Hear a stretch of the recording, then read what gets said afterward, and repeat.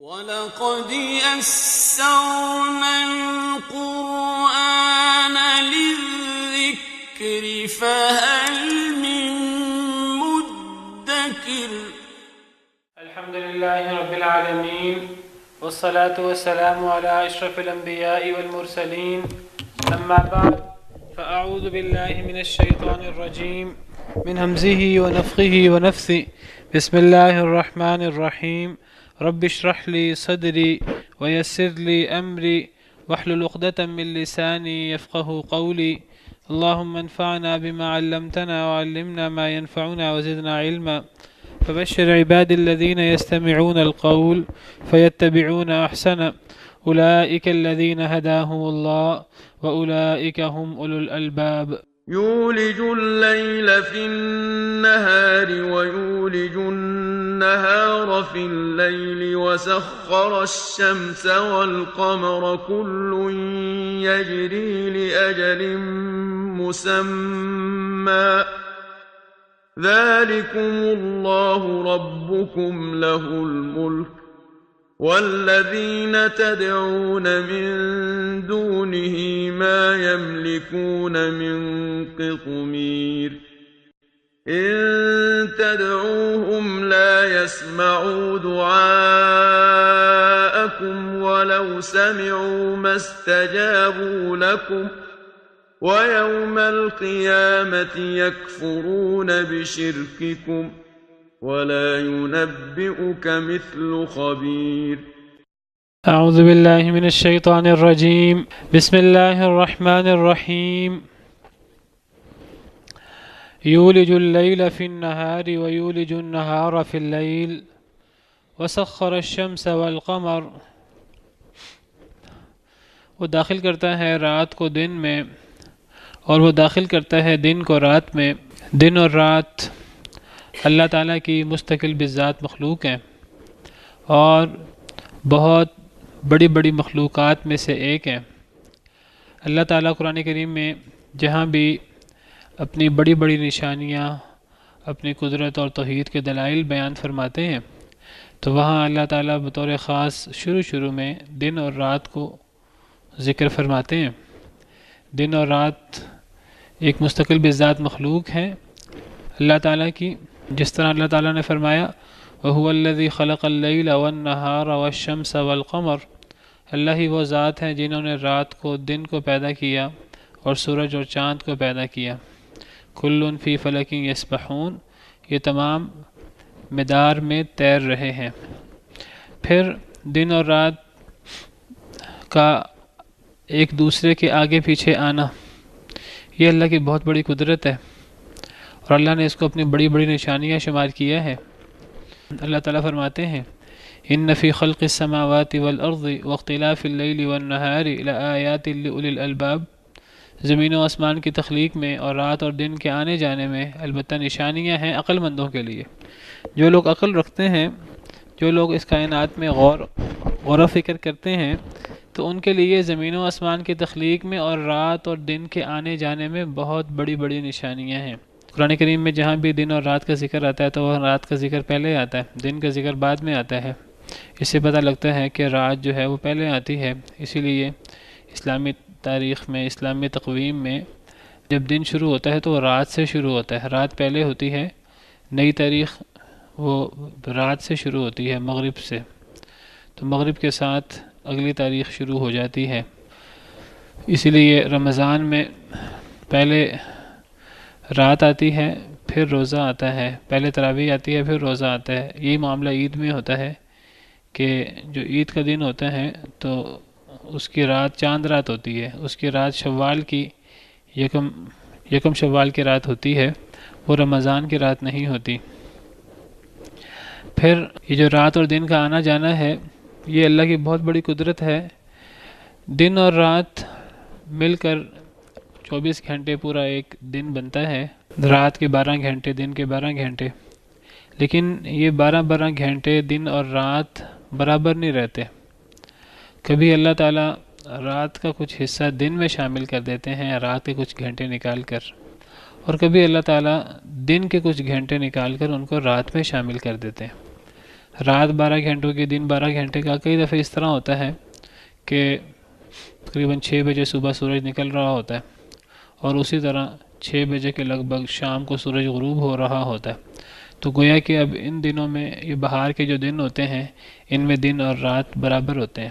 صبح کے 6 بجے سے لے کر شام کے 6 بجے تک 12 گھنٹے دن کے اور 12 گھنٹے رات کے.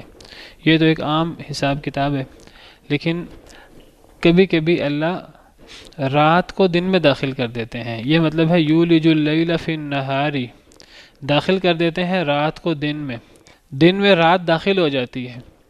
پوری رات داخل نہیں ہوتی، رات کا کچھ حصہ یعنی وہ دن میں داخل ہو جاتا ہے.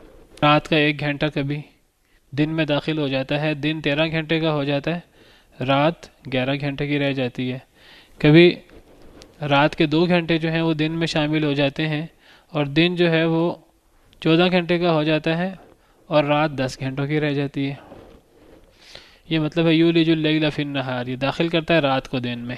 وَيُولِجُ النَّهَارَ فِي اللَّيْلِ، اور وہ داخل کر دیتا ہے اللہ رب العالمین دن کو رات میں. کبھی کبھی دن رات میں داخل ہو جاتا ہے، دن چھوٹا ہو جاتا ہے، رات لمبی ہو جاتی ہے، جس طرح سردیوں میں ہوتا ہے. آج کل دن رات میں داخل ہے، تو دن سے 1 گھنٹہ 2 گھنٹہ صبح بھی اور شام کو بھی وہ رات میں شامل ہو جاتے ہیں، تو رات لمبی ہو جاتی ہے.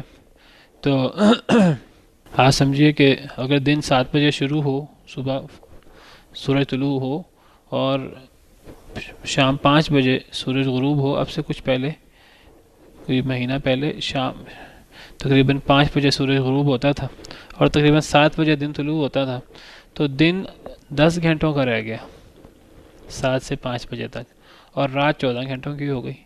تو گویا کہ دن کا حصہ، دن کے 2 گھنٹے صبح 2 گھنٹے شام کو رات میں داخل ہو گئے، 4 گھنٹے دن کے وہ رات میں داخل ہو گئے.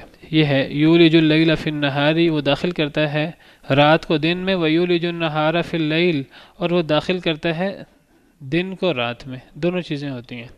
اور بعض آیات میں اسے اللہ تعالیٰ نے اس انداز سے تعبیر کیا ہے کہ یکور اللیل علی النہار ویکور النہار علی اللیل. سورہ زمر آیت نمبر 5 اللہ تعالیٰ فرماتے ہیں خلق السماوات والارض بالحق، اللہ نے زمین و آسمان کو ایک مقصد کے ساتھ، حق کے ساتھ پیدا فرمایا ہے. یکور اللیل علی النہار، اللہ تعالیٰ لپیٹ لیتے ہیں رات کو دن پر اور لپیٹ دیتے ہیں دن کو رات پر. اس سے بھی یہی مراد ہے واللہ تعالی عالم کہ دن کا کچھ حصہ رات میں داخل ہو جاتا ہے سردیوں میں، یا رات کا کچھ حصہ دن میں داخل ہو جاتا ہے گرمیوں میں. تو یہ دن اور رات اور اس کی جو تمام یہ بڑی بڑی نشانیاں ہیں، تو اس کا ذکر زیادہ تر زمین و آسمان کی تخلیق کے ساتھ اللہ ذکر کرتے ہیں کہ یہ بہت بڑی بڑی نشانیاں ہیں. ان نشانیوں کو بیان کرنے سے مقصود کیا ہے؟ ایک تو مقصود یہ ہے کہ انسان کے سامنے ہو کہ انسان کا خالق مالک وہ کتنی عظیم ہستی ہے، وہ کتنا بڑا ہے، اور ہم اس کے سامنے کتنے حقیر ہیں کہ ہم نطفہ سے پیدا ہوئے ہیں اور ہماری کوئی حیثیت نہیں اللہ کے سامنے، لیکن ہم اللہ کے ساتھ کس طرح مقابلے میں آ جاتے ہیں اور کس طرح ہم اللہ کی ناشکری اور پھر اللہ کو للکارتے ہیں اور اللہ کے عذاب کو للکارتے ہیں. تو انسان کو اللہ کی ان بڑی بڑی قدرتوں پہ غور کرنا چاہیے. اور پھر ان سے یہ بھی ثابت ہوتا ہے کہ انسان اللہ کے علاوہ اوروں کو معبود بنا لیتا ہے، اللہ کے علاوہ اوروں کا شکر ادا کرنے لگتا ہے.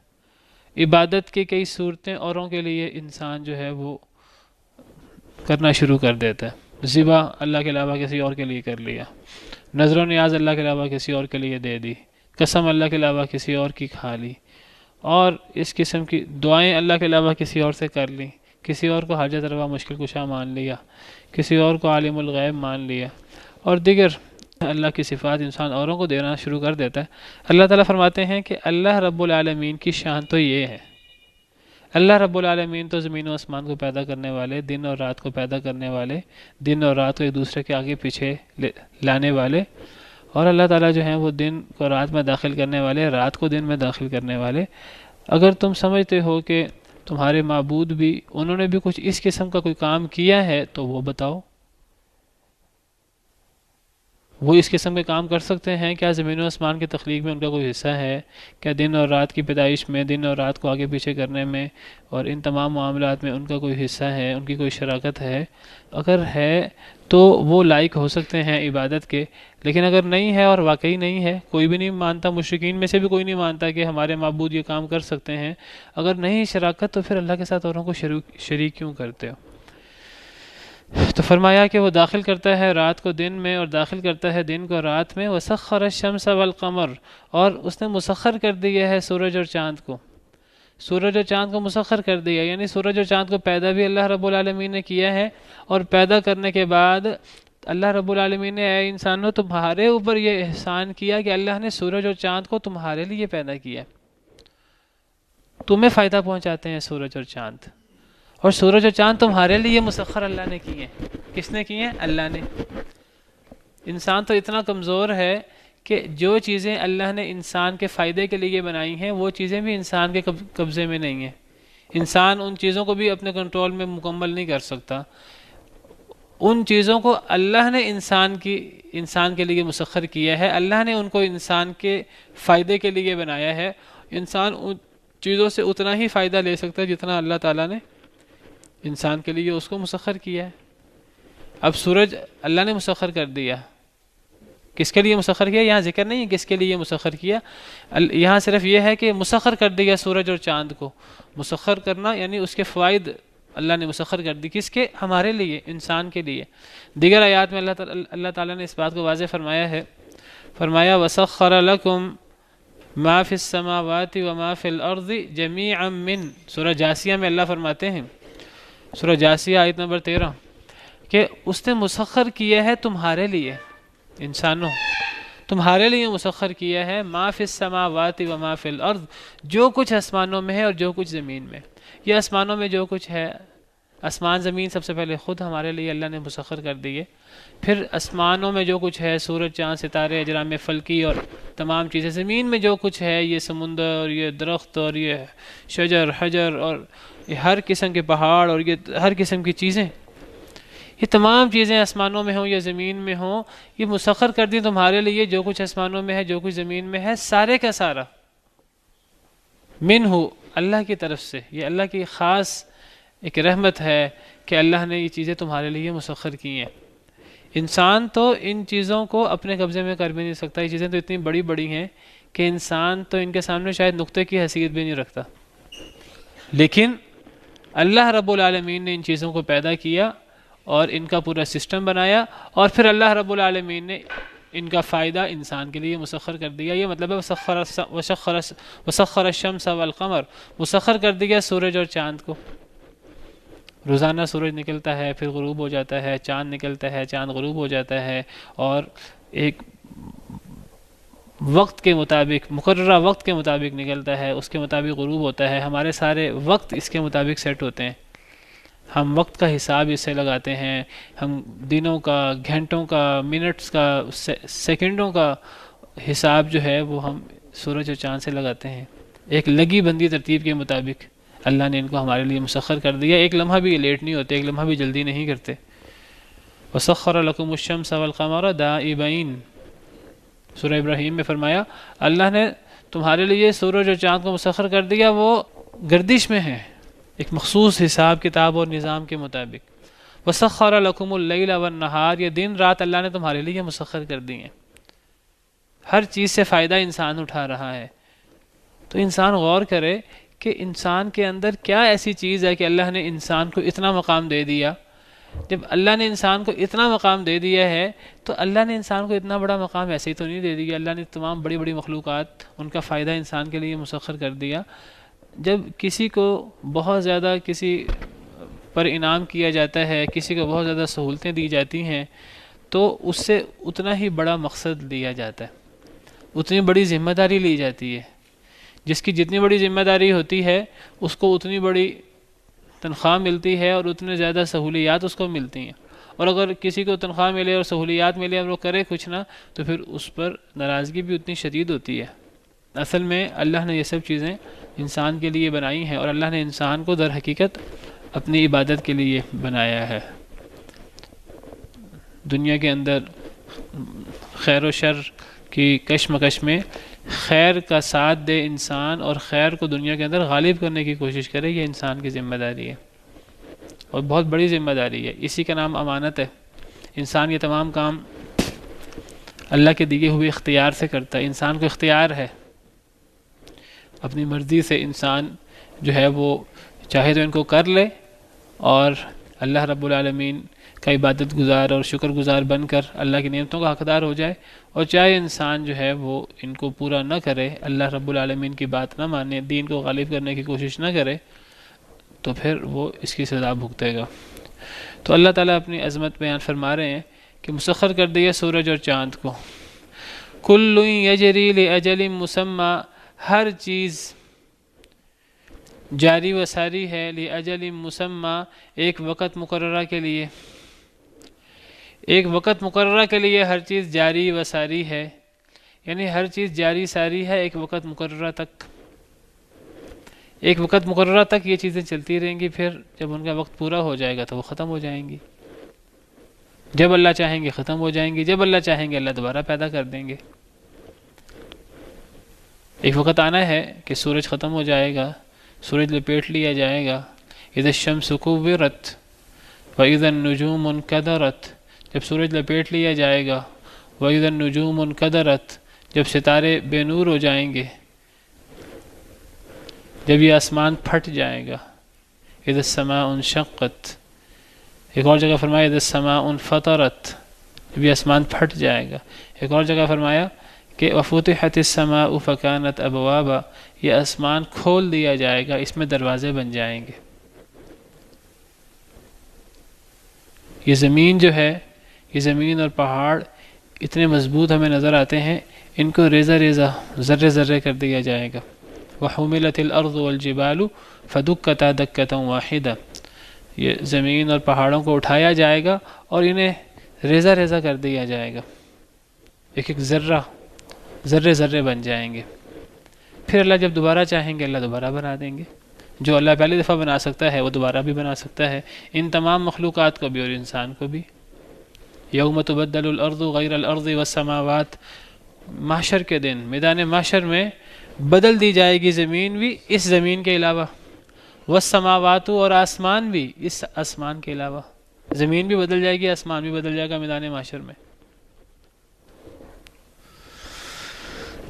تو فرمایا کہ یہ تمام چیزیں جاری و ساری ہیں ایک وقت مقررہ تک۔ دونوں مفہوم ہو سکتے ہیں کہ تمام چیزیں ایک وقت مقررہ کے مطابق جاری ہیں، یہ مطلب بھی ہو سکتا ہے تمام چیزیں ایک مقررہ نظام کے مطابق چل رہی جن میں ایک سیکنڈ کا بھی فرق نہیں ہے، یہ مطلب بھی ہو سکتا ہے۔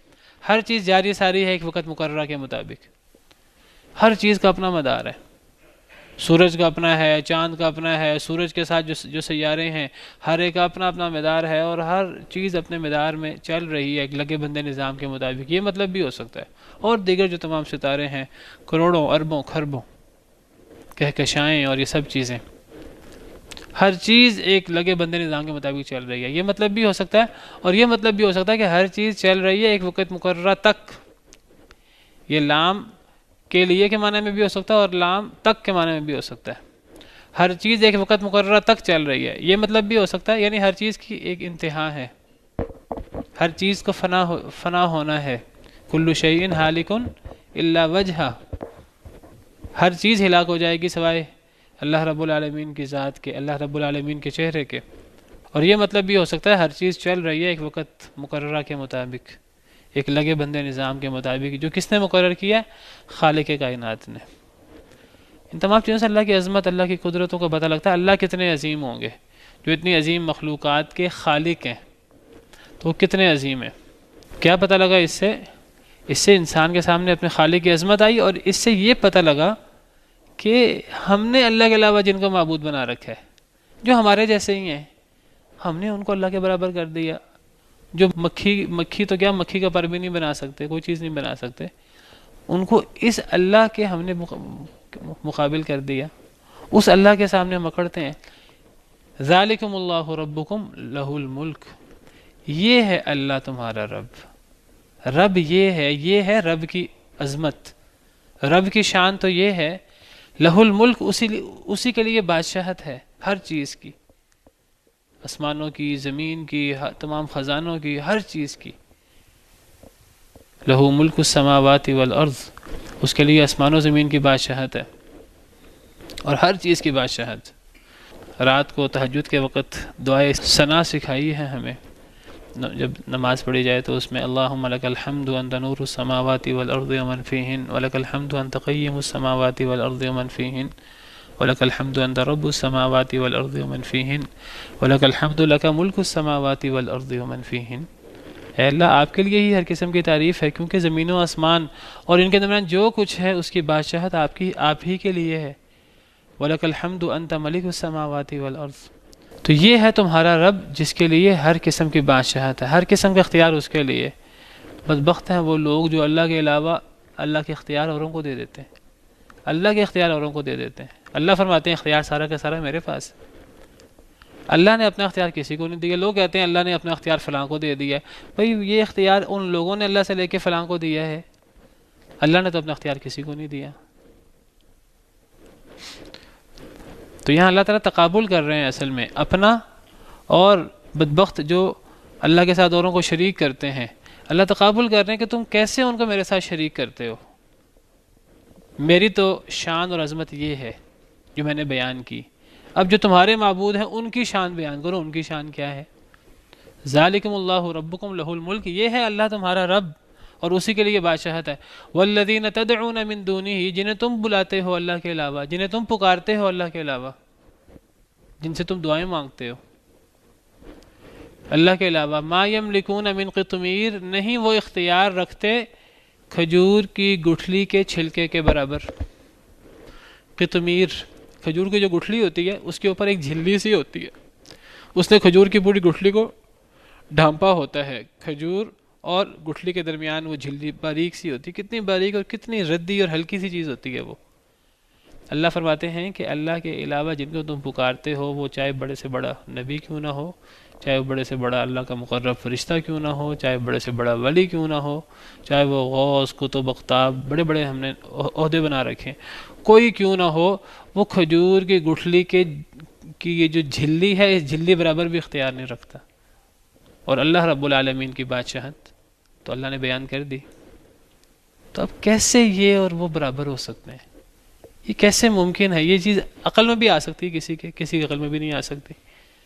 اب آپ بتائیے کہ جو لوگ کہتے ہیں کہ اللہ نے اپنے اختیار فلاں کو دے دیے، فلاں کو دے دیے، قرآن کریم کوئی اور بالکل کوئی اور باتیں ہیں. قرآن کریم میں لوگوں نے کچھ اور کہانیاں بنا رکھی ہیں اور لوگوں نے سارا دین ان کہانیوں کو سمجھ رکھا ہے اور قرآن سے دور ہیں. اور ان سے کہا جائے قرآن پڑھیں تو ان کے مولوی ان کو قرآن پڑھنے سے روک دیتے ہیں، کہتے ہیں قرآن پڑھو گے تو گمراہ ہو جاؤ گے.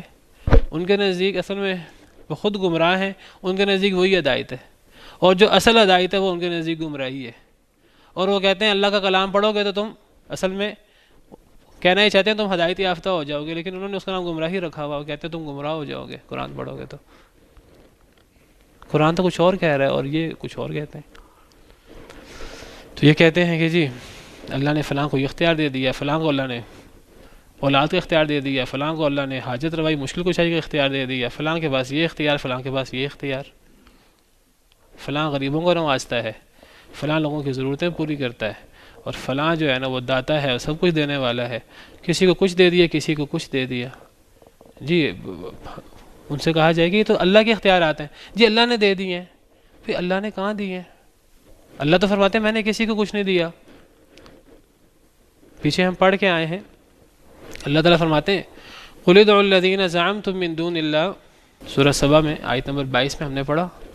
اللہ فرماتے ہیں کہ قُلِ ادْعُوا الَّذِينَ زَعَمْتُم مِّن دُونِ اللَّهِ، پکار کر دیکھو ان لوگوں کو جن کو تم اللہ کے علاوہ گمان کرتے ہو کہ وہ اللہ کے علاوہ معبود ہیں، اللہ کے علاوہ حاجت روا مشکل کشائی ہیں، بگڑی بنا سکتے ہیں، نفع نقصان دے سکتے ہیں، حاجت روائی مشکل کشائی کر سکتے ہیں. ان کو ذرا پکار کر دیکھو. لا یملکون مثقال ذرۃ فی السماوات ولا فی الارض، وہ آسمان و زمین میں ذرہ برابر اختیار نہیں رکھتے. اب آپ بتائیے کہ اس سے بڑھ کر اور کیا واضح آیت ہو سکتی ہے؟ اب جو لوگ کہتے ہیں کہ اللہ نے فلاں کو اختیار دے دیا، بیٹوں کو اختیار دے دیا، اولاد دینے کا اختیار دے دیا، تو یہ آیت کو ہم کہاں لے کے جائیں گے؟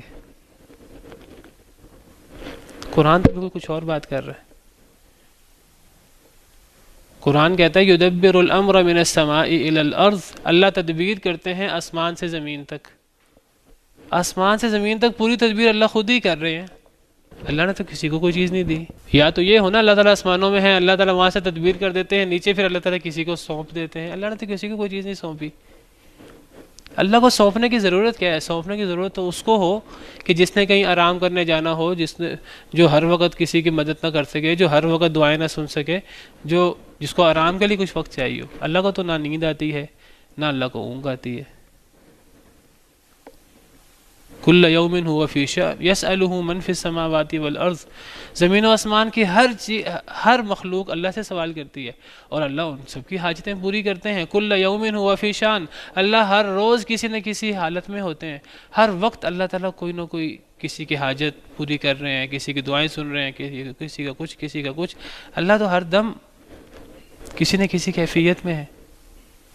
یہ کہتے ہیں نہیں جی اللہ نے جو ہے وہ اختیارات فلاں کو دے دیے، فلاں کو دے دیے، فلاں کو دے دیے، تو اللہ تعالیٰ فارغ ہو کے بیٹھ گئے ہیں. اللہ تعالیٰ نظام بنا کر اللہ تعالیٰ کہیں اور چلے گئے ہیں. والعیاذ باللہ. ان سب چیزوں کا منطقی نتیجہ یہ نکلتا ہے جب اللہ تعالیٰ خود موجود ہیں ہر کام کرنے کے لیے، اولادیں دینے کے لیے، بیٹے بیٹیاں دینے کے لیے اور ساری حاجتیں پوری کرنے کے لیے، تو اوروں کو اللہ کیوں دیں گے؟ عقل میں بھی بات نہیں سماتی. یا تو اللہ کو ضرورت ہو اللہ سے ہوتا نہ ہو، ایسی بات بھی نہیں ہے. یا اللہ تعالیٰ اتنے لوگوں کی بیک وقت سن نہ سکتے ہوں. اتنی اللہ کی توہین ہے، اللہ معاف کرے. کہتے ہیں جی اللہ کو پکارنا ہو، اللہ سے مانگنا ہو تو وہاں تو واسطوں کی ضرورت ہے، اور جب اپنے معبودوں کو پکارتے ہیں وہاں کسی واسطے کی ضرورت نہیں ہے. خالق کائنات کو پکارنا ہو وہاں تو واسطوں کے بغیر پکارا نہیں جا سکتا. وہ تو وہاں تک تو آواز جاتی نہیں ہے شاید ہماری، شاید کچھ زبانوں کا مسئلہ بن جاتا ہے. اور وہ کہتے ہیں کہ جی جب پیر عبدالقادر جیلانی کو پکارنا ہو، جب فلاں حاجت روائی کے لیے پکارنا ہو، وہاں کسی واسطے کی ضرورت نہیں. وہ ڈائریکٹ آواز بھی وہاں جاتی ہے اور وہ ڈائریکٹ ہر چیز جاتی ہے. عجیب جو ہے وہ منطق ہے، اور اللہ معاف کرے. اسی لیے اللہ تعالیٰ فرماتے ہیں کہ جو موحد ہیں، وہ جو اللہ تعالیٰ کی آیتوں پہ غور کرنے والے ہیں، سب سے بڑے عقل مند ہیں. وہ جو ان سب چیزوں میں غور کرتے ہیں اور ان سب چیزوں میں غور کر کے اللہ کی توحید کو پہچان لیتے ہیں، ان سے بڑھ کر عقل مند کون ہو سکتا ہے؟ ان سے بڑھ کر اولو الالباب کون ہو سکتا ہے؟ اور مشرک سے بڑھ کر بے وقوف کوئی نہیں ہو سکتا. تو فرمایا ذالکم اللہ ربکم لہ الملک، یہ اللہ ہے تمہارا رب جس کے لیے بادشاہت ہے. والذین تدعون من دونہ ما یملکون من قطمیر، جنہیں تم اللہ کے علاوہ پکارتے ہو وہ تو کھجور کی گٹھلی کی چھلکے کے برابر بھی اختیار نہیں رکھتے. فرمایا ان تدعوہم لا يسمعوا دعاءکم. پچھلی آیت میں اللہ تعالیٰ نے تقابل کیا ہے اپنی عظمت کا اور اپنی شان کا، اپنی قدرتوں کا، اور جن کو اللہ کے بالمقابل پکارا جاتا ہے. اللہ کی شان تو یہ ہے کہ اللہ زمین و آسمان کے خالق ہیں، اور ہر چیز کو اللہ رب العالمین نے پیدا کیا ہے، اور ہر چیز کا نظام اللہ نے بنایا ہے. اور جن کو اللہ کے علاوہ پوجا جاتا ہے وہ تو کھجور کی گٹھلی کے چھلکے کے برابر بھی اختیار نہیں رکھتے، اس کے باوجود لوگ پکارتے ہیں. تو اللہ تعالیٰ فرما رہے ہیں ان تدعوہم لا يسمعوا دعاءکم، اگر تم انہیں پکارو، لا يسمعوا دعاءکم، وہ تمہاری دعا سنتے ہی نہیں، تمہاری پکار سنتے ہی نہیں. کیوں نہیں سنتے؟ کیونکہ وہ تو فوت ہو چکے ہیں، وہ تو قبروں میں جا چکے ہیں. جو فوت ہو چکا ہو تو وہ کیسے سنے؟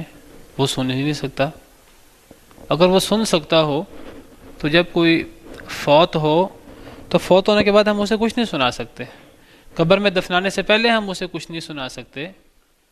کوئی فوت ہو جائے، آپ اس کے پاس بیٹھ کے کہیں کہ بھئی تم لیٹے ہوئے ہو ذرا کھڑے ہو جاؤ، وہ کھڑا نہیں ہوگا، وہ تو بے جان ہے. اگر اس کو غسل دینا ہے تو وہ اس کو غسل دینے والوں نے غسل دینا ہے. غسل دینے والے اس سے کہیں کہ بھئی تم جو ہے وہ کروٹ بدل لو، ہم نے تمہیں غسل دینا ہے، وہ بات نہیں سنتا. مردہ جو فوت ہو جائے وہ کسی کی بات نہیں سنتا. یہ کیسے ہو سکتا ہے کہ جو فوت ہو جائے تو وہ دفنانے سے پہلے تو بات نہ سن سکے، اور دفنانے کے بعد پھر وہ اتنی دور کی بات سن لے؟ منو مٹی کے نیچے جا کر وہ بات سن لے. وہ منو مٹی میں جائے بغیر پہلے تو بات نہ سن سکے، پہلے تو کوئی جواب نہ دے سکے، نہ سن سکے اور پھر قبر میں جا کے وہ سننا بھی شروع کر دے، جواب بھی دینا شروع کر دے، اور پھر وہ حاجتیں بھی پوری کرنا شروع کر دے، کیسے ہو سکتا ہے؟ کتنی غیر منطقی، غیر عقلی بات، کتاب و سنت کے صریح مخالف۔ ان تدعوہم لا يسمعوا دعاءکم، اگر تم انہیں پکارو تمہاری پکار سنتے ہی نہیں ہیں۔ قرآن کریم سے پوچھتے ہیں کہ قبر والا مردہ شخص سنتا ہے کہ نہیں سنتا، تو قرآن کریم کیا کہتا ہے؟ قرآن کریم کہتا ہے انک لا تسمع الموتى، اے نبی صلی اللہ علیہ وسلم آپ مردے کو نہیں سنا سکتے، انک لا تسمع الموتى، آپ مردے کو نہیں سنا سکتے۔ عام انسان مردے کو کیا سنائے، نبی بھی مردے کو سنانا چاہے، نبی بھی مردے کو نہیں سنا سکتا۔ اللہ سنانا چاہے اللہ سنا سکتے ہیں، نبی کسی کو سنانا چاہے نبی بھی نہیں سنا سکتے۔ عام انسان کسی کو کیا سنائے؟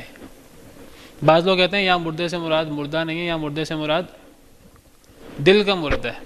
یہ بات ٹھیک ہے کہ اس آیت کریمہ میں جو میں نے آپ کے سامنے رکھی ہے، سورہ نمل کی، سورہ روم کی، یہاں مردے سے مراد دل کا مردہ ہے، لیکن اصل میں یہاں دل کے مردے کو تشبیہ دی گئی ہے حقیقی مردے کے ساتھ، اور بتایا جا رہا ہے جس طرح حقیقی مردہ نہیں سنتا اس طرح دل کا مردہ بھی نہیں سن رہا۔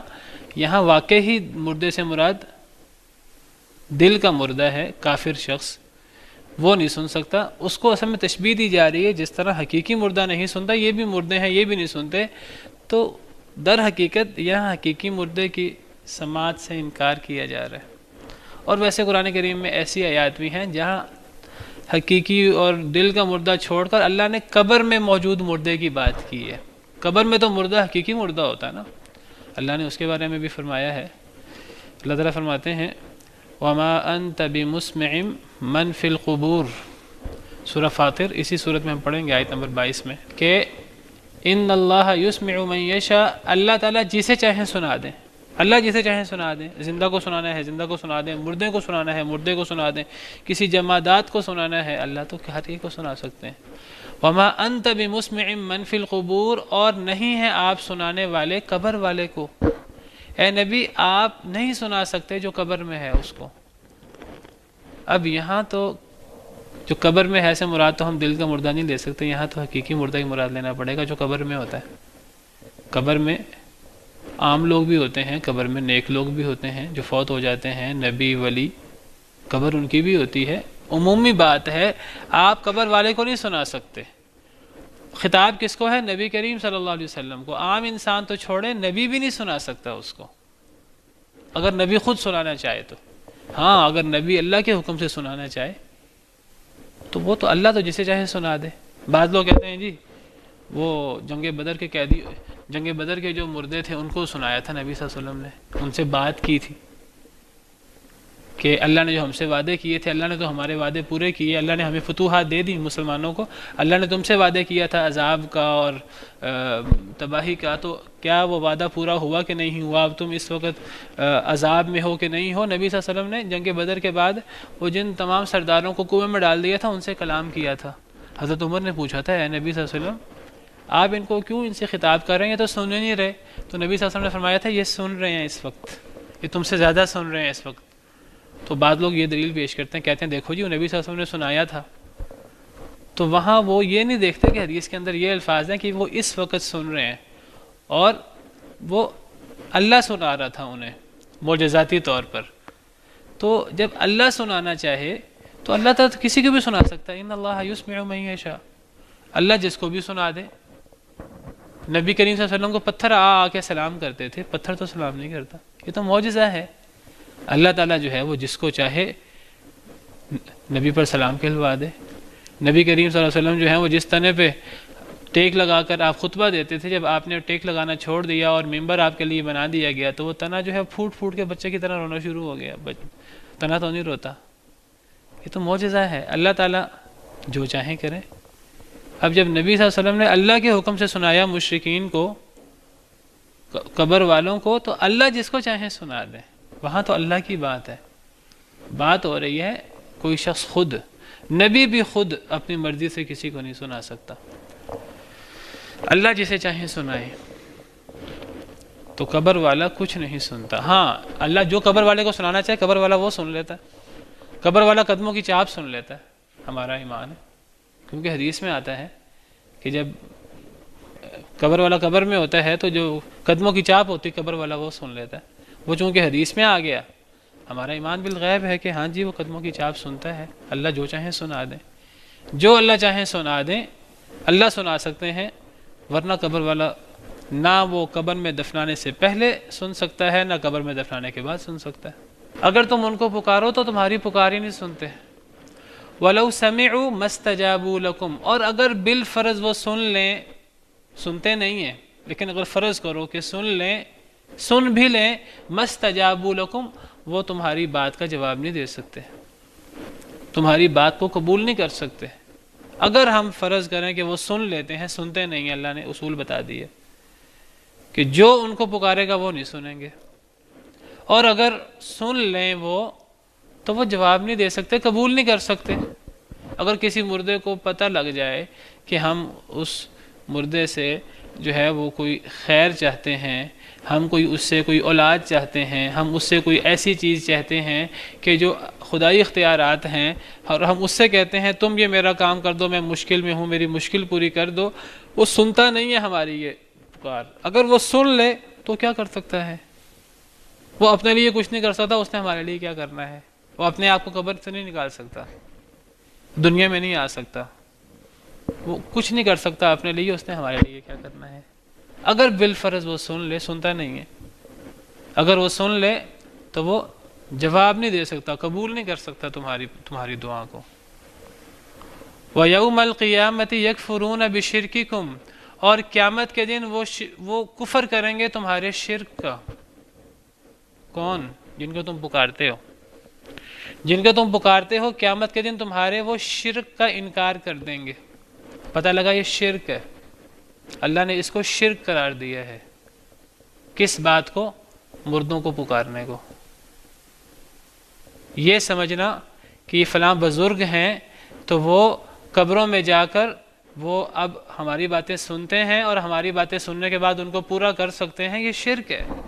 اللہ نے اس کو شرک قرار دیا ہے. وَيَوْمَ الْقِيَامَةِ يَكْفُرُونَ بِشِرْكِكُمْ، تم ان کو پکار کر دیکھو وہ سنتے نہیں ہیں. اگر بالفرض سن لیں تو جواب نہیں دے سکتے، قبول نہیں کر سکتے، اور قیامت کے دن تمہارے دشمن بن جائیں گے. قیامت کے دن تمہارے اس شرک کا انکار کریں گے. کیا پتہ لگا اس سے کہ یہ شرک ہے، یہ عمل یہ شرک اکبر ہے. کسی مردے میں موجود چاہے ولی ہو، چاہے وہ نبی ہو، جو بھی ہو، تو اس کو پکارا جائے، کوئی بڑا امام کیوں نہ ہو، اس کو پکارا جائے اور اس کے بارے میں یہ عقیدہ رکھا جائے کہ وہ ہماری پکار سنتا ہے اور جواب دے سکتا ہے. شرک ہے یہ قرآن کے مطابق، اللہ کا فیصلہ یہ ہے. دوسری بات کیا پتہ لگی؟ دوسری بات پتہ لگی کہ قیامت کے دن وہ انکار کریں گے. گویا کہ یہ یہاں زندہ لوگوں کی بات ہو رہی ہے، یہاں ان کی بات ہو رہی ہے جو دنیا میں زندہ تھے پھر فوت ہو گئے، ان کو پکارا جاتا ہے. قیامت کے دن دوبارہ اللہ ان کو زندہ کریں گے.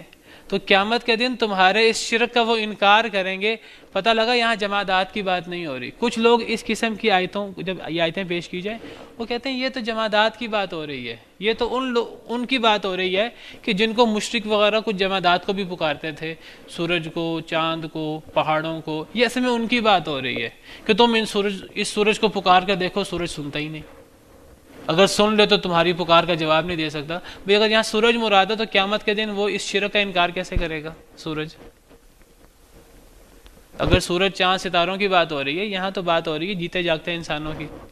قیامت کے دن ہوں گے، وہ ختم ہو جائیں گے، پھر اللہ تعالیٰ نئے بنا دیں گے. تو یہاں بات ہو رہی ہے جو قیامت کے دن انکار کریں گے تمہارے شرک کا، قیامت کے دن انکار کر دیں گے، قیامت کے دن دشمن بن جائیں گے کہ تم نے ہمیں کیوں پکارا، تم نے ہمیں اللہ کا شریک کیوں بنا دیا، تم نے تو ہمیں اللہ کے کٹہرے میں کھڑا کروا دیا. کیونکہ قیامت کے دن اللہ تعالیٰ ان کو کٹہرے میں کھڑا کر کے سوال کریں گے، حضرت عیسیٰ کو اور دیگر ان بزرگ ہستیوں کو، کہ کیا تم نے کہا تھا لوگوں سے کہ مجھے اور میری ماں کو اللہ کے علاوہ، میرے علاوہ معبود بنا لو. اللہ تعالیٰ سوال کریں گے حضرت عیسیٰ سے، اور جب ان سے سوال ہوگا تو یہ قیامت کے دن دشمن بن جائیں گے ان لوگوں کے جو ان کو پکارتے رہے، اور قیامت کے دن ان کے اس شرک کا انکار کریں گے. ایک اور آیت کریمہ میں اللہ تعالیٰ نے یہ بات اور زیادہ واضح طریقے سے فرمائی ہے. اللہ تعالیٰ فرماتے ہیں کہ ومن اضل ممن يدعو من دون اللہ، اس سے بڑھ کر گمراہ کون ہو سکتا ہے؟ سورہ احقاف آیت نمبر 5. اس سے بڑھ کر گمراہ کون ہو سکتا ہے جو اللہ کے علاوہ اس کو پکارے جو قیامت تک اس کی پکار کا جواب نہ دے سکے. اللہ کے علاوہ جس کو پکارا جاتا ہے قبر والے کو، وہ قیامت تک اس پکار کا جواب نہیں دے سکتا. وَهُمْ عَنْ دُعَائِهِمْ غَافِلُونَ، بلکہ وہ تو ان کی پکار سے ہی غافل ہیں، پکار سے غافل ہیں، قیامت تک جواب نہیں دے سکتے. اور صرف وہ نہ سنتے ہیں نہ وہ جواب دے سکتے ہیں، بلکہ وَإِذَا حُشِرَ النَّاسُ، جب میدان محشر لگے گا، كَانُوا لَهُمْ أَعْدَاءَ، تو وہ دشمن بن جائیں گے پکارنے والوں ان کے دشمن بن جائیں گے. وَكَانُوا بِعِبَادَتِهِمْ كَافِرِينَ، ان کی عبادت کا انکار کر دیں گے.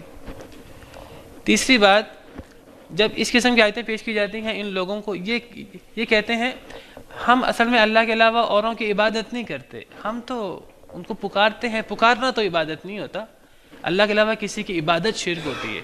وہ یہ کہتے ہیں. ہم کہتے ہیں کہ یہاں اللہ نے پکارنے کی بات ہی تو کی ہے.